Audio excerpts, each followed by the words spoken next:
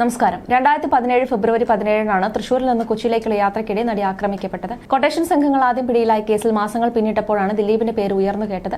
കേരളത്തെ ആകെ ഞെട്ടിച്ച സംഭവമായിരുന്നു കൊച്ചിയിൽ നടി ആക്രമിക്കപ്പെട്ടത്. അതേ വർഷം ജൂലൈ 10 അറസ്റ്റിലായ ദിലീപിന് 3 മാസത്തോളം ജയിലിൽ കഴിഞ്ഞ ശേഷമാണ് ജാമ്യം ലഭിച്ചത്. വിചാരണ തുടങ്ങിയെങ്കിലും ഇടയ്ക്ക് പുതിയ വെളിപ്പെടുത്തലുണ്ടായി. തുടർന്ന് ഹൈക്കോടതിയിൽ നിന്നും നടന് ജാമ്യം ലഭിക്കുകയായിരുന്നു. ഇപ്പോൾ വളരെ നിർണായക ഘട്ടങ്ങളിലൂടെയാണ് കേസ് കടന്നുപോകുന്നത്. അന്നു മുതൽ ആരംഭിച്ച നടിയുടെ നിയമ പോരാട്ടങ്ങൾ 8ാം വർഷത്തിലേക്ക് കടന്നുപോയിക്കൊണ്ടിരിക്കുകയാണ്. മലയാള സിനിമാ താരങ്ങളുടെ ഡ്രൈവറായി ജോലി ചെയ്തിരുന്ന പൾസർ സുനിയായിരുന്നു ആക്രമണത്തിന് പിന്നിൽ. എന്നാൽ മലയാള സിനിമയെയും ഇന്ത്യയെ തന്നെ നടുക്കിയ ഈ സംഭവത്തിന് ശേഷം മറ്റു ചില നടിമാർക്കും ഇത്തരത്തിലുള്ള ക്രൂരത അനുഭവിക്കേണ്ടി വന്നിട്ടുള്ളതായുള്ള ചില സൂചനകളും പല കോണുകളിൽ നിന്നായി പുറത്തു വന്നിരുന്നു. നടി ആക്രമിച്ച കേസുമായി ബന്ധപ്പെട്ട് ദിലീപിനെ അനുകൂലിച്ചും പ്രതികൂലിച്ചും പലരും രംഗത്ത് വന്നിട്ടുണ്ട്. മാത്രമല്ല, നടി ആക്രമിച്ച കേസുമായി ബന്ധപ്പെട്ട് പല അഭിമുഖങ്ങളിലും വൈറലായി മാറാറുമുണ്ട്. ഇപ്പോൾ അത്തരത്തിലൊരു വീഡിയോയും വൈറലാകുന്നുണ്ട്. നടി ആക്രമിച്ച കേസുമായി ബന്ധപ്പെട്ട് ഭാഗ്യലക്ഷ്മി പറഞ്ഞ കാര്യങ്ങളെല്ലാം വലിയ രീതിയിൽ ചർച്ചാ വിഷയമായിരുന്നു. മലയാളികൾക്ക് ഏറെ സുപരിചിതയായ ഡബ്ബിംഗ് ആർട്ടിസ്റ്റും നടിയുമാണ് ഭാഗ്യലക്ഷ്മി. സാമൂഹ്യ വിഷയങ്ങളിലൊക്കെ സജീവമായി ഇടപെടുന്ന വ്യക്തി കൂടിയാണ് ഭാഗ്യലക്ഷ്മി. പലപ്പോഴും നടി ആക്രമിച്ച കേസിൽ നടന്ന ദിലീപിനെതിരെ ഡബ്ബിംഗ് ആർട്ടിസ്റ്റ് ഭാഗ്യലക്ഷ്മി സംസാരിച്ചിട്ടുമുണ്ട്. ഇപ്പോഴത്തെ വൈറലാകുന്നത് ഭാഗ്യലക്ഷ്മിയുടെ പഴയ ഒരു അഭിമുഖത്തിന്റെ വീഡിയോ ആണ്. വീഡിയോയിൽ ദിലീപിനും കാവ്യയ്ക്കുമെതിരെ തുറന്നടിച്ച് രംഗത്തെത്തിയിരിക്കുകയാണ് ഭാഗ്യലക്ഷ്മി. ഞാനല്ല ഇത് അനുഭവിക്കേണ്ടത്, മറ്റൊരു പെണ്ണാണെന്ന ദിലീപിന്റെ പ്രസ്താവന ഞാൻ ചെയ്തത് അല്ലെന്ന അർത്ഥമായിട്ട് എനിക്ക് തോന്നുന്നില്ലെന്ന് നടിയും ഡബ്ബിംഗ് ആർട്ടിസ്റ്റുമായ ഭാഗ്യലക്ഷ്മി പറയുകയുണ്ടായി. ആ പെണ്ണിന് വേണ്ടിയാണ് എന്റെ ജീവിതത്തിൽ ഇത്തരം കാര്യങ്ങൾ ചെയ്തതെന്നാണ് എനിക്ക് അതേക്കുറിച്ച് വ്യാഖ്യാനിക്കാൻ തോന്നുന്നത്. അല്ലാതെ പല ചർച്ചകളിലും വന്നതുപോലെ അയാളിൽ നിന്നും മാറ്റി മറ്റൊരു തലത്തിലേക്ക് കൊണ്ടുപോകുന്ന ഒരു തന്ത്രം പോലെയാണ് ഇതിനെ കൈകാര്യം ചെയ്തത്. ഞാനിത് അനുഭവിക്കേണ്ട ആവശ്യമൊന്നുമില്ല. അവർക്ക് വേണ്ടിയാണ് ഞാനിത് മുഴുവൻ അനുഭവിക്കുന്നത്. അവരെ എന്റെ വീട്ടിൽ കൊണ്ടുവന്നതിനും ഭാര്യയാക്കിയതിനുമൊക്കെ ഞാൻ അനുഭവിക്കുന്നതാണെന്ന അർത്ഥമാണ് ഞാൻ അതിന് കാണുന്നതെന്നും ഭാഗ്യലക്ഷ്മി അഭിപ്രായപ്പെടുന്നു. വീട്ടിൽ കൊണ്ട് നടക്കുന്നതിൽ നല്ലത് ലക്ഷ്യയിൽ കൊണ്ടുപോയി കൊടുക്കുന്നതാണ് സേഫ് എന്ന് കരുതി കാണും. അമ്മയും സഹോദരനും സഹോദരിയും മകളും ഒക്കെ അറിയാതിരിക്കാൻ രണ്ടുപേരും ചേർന്ന് കളിച്ച കളിയാണ് ഇതാണെന്നാണല്ലോ നമുക്ക് മനസ്സിലാവുന്നത്. സ്വന്തം അഭിഭാഷകന് വെക്കുന്ന കാര്യത്തെക്കുറിച്ച് അതിജീവിതയോട് ചോദിക്കാറുണ്ടായിരുന്നു. സർക്കാരല്ലേ കേസ് നടത്തുന്നത്, അപ്പോൾ എനിക്ക് അത്തരത്തിലൊരു ഇടപെടൽ നടത്താനുള്ള സ്വാതന്ത്ര്യം ഉണ്ടായെന്ന് എനിക്കറിയില്ലല്ലോ. എന്നെ പൂർണ്ണമായും സംരക്ഷിക്കുന്നത് സർക്കാരാണെന്നുള്ള വിശ്വാസത്തിലാണ് അവർ മുന്നോട്ട് പോയിക്കൊണ്ടിരിക്കുന്നത്. പ്രോസിക്യൂട്ടറെ വെക്കുന്നത് സംബന്ധിച്ച് ചർച്ചകൾ നടക്കുകയാണെന്നും അത് ആ രീതിയിൽ തന്നെയാവും മുന്നോട്ട് പോവുകയെന്നും അവർ വ്യക്തമാക്കിയിരുന്നു. ഈ കേസിൽ അതിജീവിത തന്നെ വിജയിക്കുമെന്ന വിശ്വാസം നമുക്ക് തീർച്ചയായിട്ടുമുണ്ട്. അവർ വിജയിക്കുന്നത് വരെ നമ്മളെല്ലാവരും ഇതിന്റെ പിന്നിൽ തന്നെ ഉണ്ടാകും. അതിജീവിതയുടെ ഒരു മാനസികാവസ്ഥ ഒന്ന് ആലോചിച്ച് നോക്കൂ. കോടതിയിൽ ചെല്ലുമ്പോൾ ഒരു പെണ്ണിനോടെല്ലാം തുറന്ന് പറയാൻ സാധിക്കുമെന്ന വിശ്വാസത്തിലാണ് ഒരു വനിതാ ജഡ്ജി വേണമെന്ന് ആവശ്യപ്പെട്ടത്. ആ വിശ്വാസമാണ് അവൾക്ക് ഏറ്റവും വലിയ തിരിച്ചടിയായിരിക്കുന്നതെന്നും ഭാഗ്യലക്ഷ്മി നേരത്തെ കൂട്ടിച്ചേർത്തിരുന്നു. അതേസമയം കുറച്ച് ദിവസങ്ങൾക്ക് മുമ്പായിരുന്നു കേസിൽ അന്തിമവാദം പൂർത്തിയായത്. ഇതുവരെയുള്ള വാദത്തിൽ കോടതിക്ക് ആവശ്യമുണ്ടെങ്കിൽ വ്യക്തത തേടും. ഇതിനായി കേസ് ഈ മാസവും പരിഗണിക്കും. അതിനുശേഷം വിചാരണ കോടതി കേസ് വിധി പറയാൻ മാറ്റും.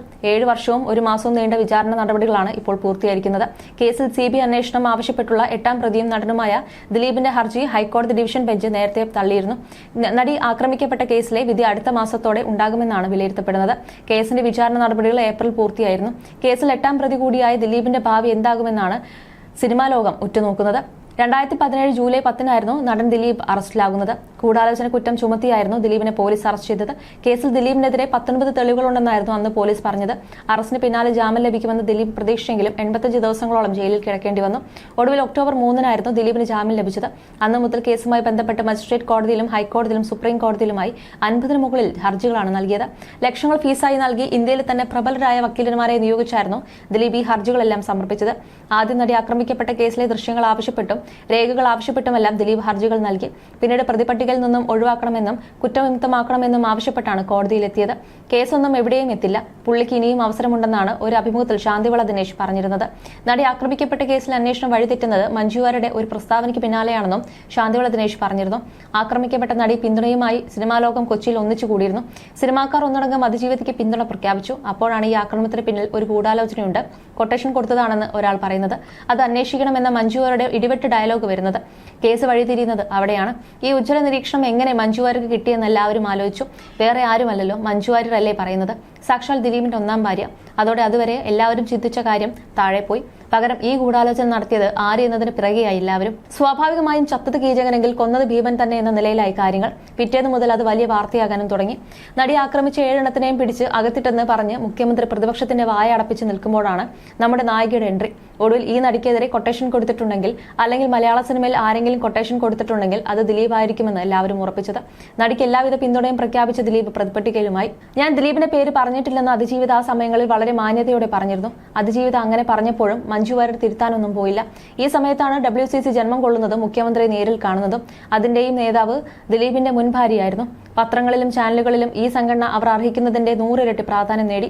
പ്രതാപിയായി കാലത്ത് സഹായിക്കാതിരുന്ന ദിലീപിനെ ഒതുക്കാൻ കിട്ടിയ അവസരം ചില മാപ്പറുകൾ നന്നായി ഉപയോഗിച്ചുവെന്നതാണ് അക്കാലത്ത് കണ്ട വിരോധാഭാസം. കലാഭവൻ മണിയുടെ മരണമടക്കം പലതും ദിലീപിന്റെ തലയിൽ വെച്ചു കൊടുക്കുന്ന സംഭവങ്ങൾ വരെയുണ്ടായിരുന്നു. ദിലീപിന്റെ വസ്തുവകളുടെ മതിൽ ഇടിക്കലായിരുന്നു ഡിവൈഎഫ്ഐയുടെ അക്കാലത്തെ ജോലി.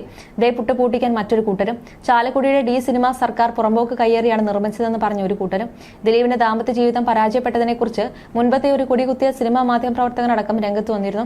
ഒരാൾ വീണപ്പോൾ അല്ലെങ്കിൽ ഒരു വ്യക്തിക്കെതിരെ സംശയദൃഷ്ടി വന്നപ്പോൾ എന്തെല്ലാം വിരോധമാണ് തീർത്തത്.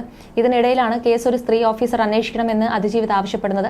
മുഖ്യമന്ത്രി അത് ഉടൻ അംഗീകരിക്കുകയും ഒരു കക്ഷിയെ നിയമിക്കുകയും ചെയ്തു. എല്ലാവർക്കും സന്തോഷം. അതിന്റെ ഫലം ഉടൻ കാണാനായി. ദിലീപ് കൊടുത്ത പരാതിയിൽ ചില സംശയങ്ങൾ ദൂരീകരിക്കാനുണ്ടെന്ന് പറഞ്ഞ് വിളിച്ചു വരുത്തി പിടിച്ചകത്തിട്ടുവെന്നുമാണ് ശാന്തിവിള ദിനേശ് പറഞ്ഞിരുന്നത്. എല്ലാ കുറ്റവാളികളെയും പിടിച്ചകത്തിട്ടെന്ന് പറഞ്ഞ മുഖ്യമന്ത്രി തന്നെ പിന്നീട് പറയുന്നത് ഒരു പ്രമുഖ നടനെ തന്നെ പിടിച്ചകത്തിടാൻ സാധിച്ചു ഞാനാണ് ഇവിടെ ഭരിക്കുന്നതെന്നാണ്. ഭയങ്കരം തന്നെ. 85 ദിവസം ജയിലിൽ കഴിഞ്ഞപ്പോൾ ദിലീപിന് സ്വാഭാവികമായും ജാമ്യം കിട്ടി. കേസ് കോടതിയിലെത്തിയപ്പോൾ ഒരു പെൺ ജഡ്ജി വേണമെന്ന ആവശ്യം നടി ഉയർത്തിയപ്പോൾ അതും അംഗീകരിക്കപ്പെട്ടു. അപ്പോഴും അതിജീവിത ദിലീപിന്റെ പേര് പറഞ്ഞിട്ടില്ല. എന്നെ നശിപ്പിക്കാൻ ആരൊക്കെ ഒന്നിച്ചു നിന്നോ അവർ ശിക്ഷിക്കപ്പെടണമെന്ന് മാത്രമാണ് അതിജീവിത പറഞ്ഞിട്ടുള്ളതെന്നും ശാന്തിവിള ദിനേശ് പറഞ്ഞിരുന്നു. ഈ കേസിൽ വിധി പറയരുത്, യഥാർത്ഥ കുറ്റവാളികളെ ശിക്ഷിക്കരുത്. നിങ്ങൾ ആരെയും ശിക്ഷിച്ചില്ലെങ്കിലും കുഴപ്പമില്ല, പക്ഷെ ദിലീപിന് ശിക്ഷ നൽകാതെ വിട്ടുകളയുമോ എന്ന പേടി കൊണ്ടായിരിക്കണം ഉപഹർജികൾ കൊടുത്ത് കേസ് നീട്ടി കൊണ്ടുപോകുന്നത്. ഇത്തരത്തിൽ ഉപഹർജി വരുമ്പോൾ അത് സ്വീകരിക്കരുതെന്ന് ആവശ്യപ്പെട്ട് ദിലീപ് രംഗത്ത് വരും. ദിലീപ് ഉപഹർജിയെ എതിർക്കുമ്പോൾ കോടതി ചോദിക്കുക നിങ്ങളെക്കുറിച്ചുള്ള കാര്യമല്ലല്ലോ, പിന്നെ എന്തിനാണ് ഇതിൽ കക്ഷി ചേരുന്നതെന്നാണ്. എന്തായാലും കഷ്ടപ്പെട്ടുണ്ടാക്കി കുറച്ച് കാശ് കളയാം എന്നതാണ് ഇതിലെ കാര്യം. എനിക്ക് തോന്നുന്നത് ഈ കേസുമായി ബന്ധപ്പെട്ട് ദിലീപിന് ഒരു 10 കോടി രൂപയെങ്കിലും ചിലവായി കാണുമെന്നാണ്. അതിജീവിതയ്ക്കും അത്രയും ആയി കാണും. കാരണം അവരും അധികവും സ്വന്തമായി വക്കീലിനെ വെച്ചൊക്കെയാണ് കേസ് നടത്തിയത്. അതിജീവിതയുടെ ആവശ്യപ്രകാരമാണ് അന്വേഷണം നടത്താൻ വനിതാ ഉദ്യോഗസ്ഥയെയും വിചാരണ നടത്താൻ വനിതാ ജഡ്ജിയെയും വയ്ക്കുന്നതെന്നാണ് വാർത്ത. എന്നാൽ ഇപ്പോൾ പറയുന്നത് ആ വനിതാ ജഡ്ജി വേണ്ടെന്നാണ്. അങ്ങനെ വാദിയും പ്രതിയും പറയുന്നത് കേട്ട് ജഡ്ജിമാരെ മാറ്റുകയാണെങ്കിൽ ഈ നാട്ടിൽ നിയമം നടത്താൻ സാധിക്കുമോ? അതുകൊണ്ട് തന്നെ അവരെ മാറ്റിയില്ലെന്നും ശാന്തിവിള ദിനേശ് പറഞ്ഞിരുന്നു. You're watching me on metromatney.com. metromatney.com. Subscribe for more videos. Subscribe for more videos. Subscribe here for more videos. Subscribe now. Thank you.